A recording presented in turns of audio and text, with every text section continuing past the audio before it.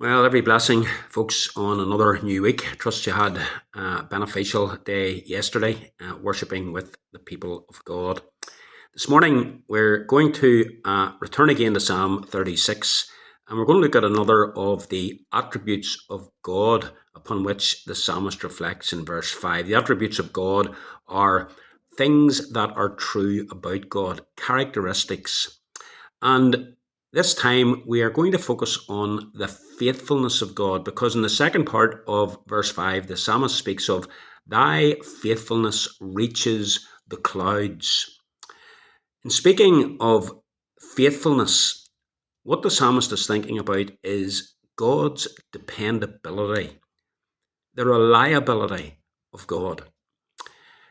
Many of us as human beings are not particularly faithful in the sense of being completely dependable, in the sense of being someone upon whom others can totally rely.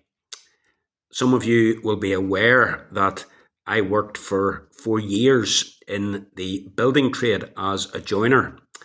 And those who work in and represent the building trade, it has to be said, they are not known for their dependability.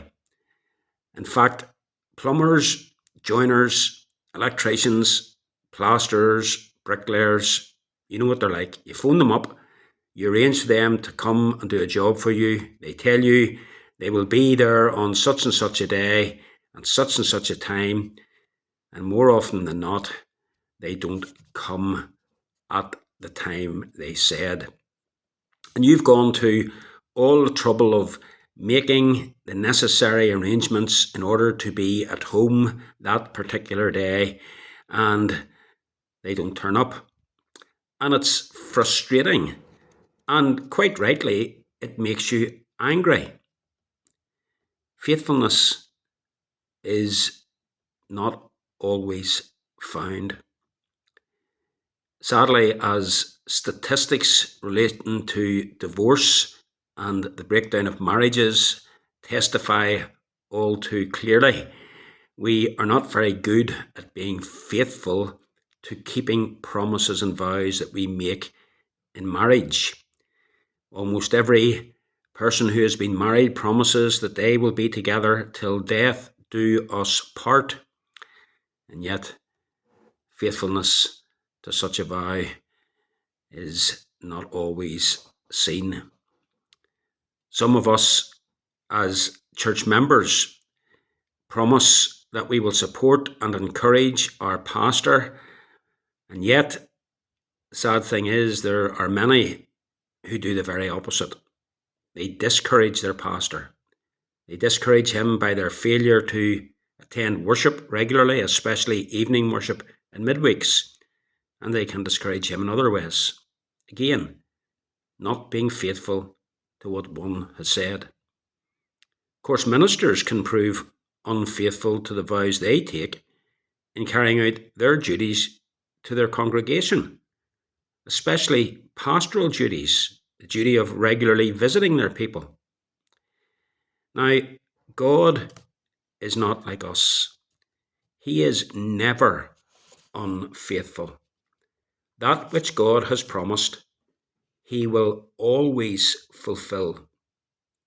What God says he will do. Completely reliable. God is someone upon whom you and I can totally depend.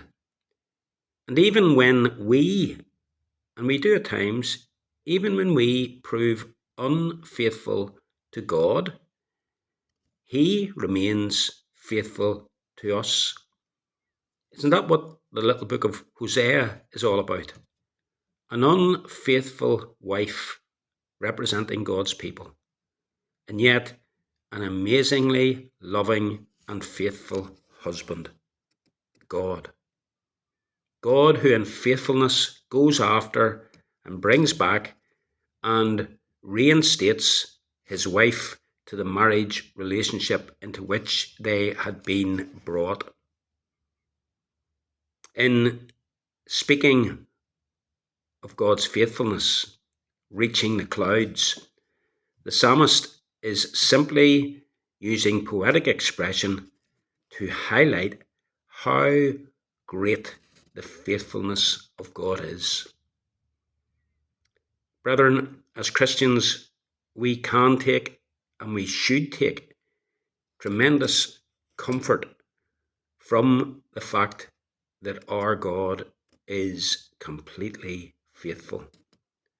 We know that whatever we are facing, whatever circumstances we are in, we can completely rely on Him.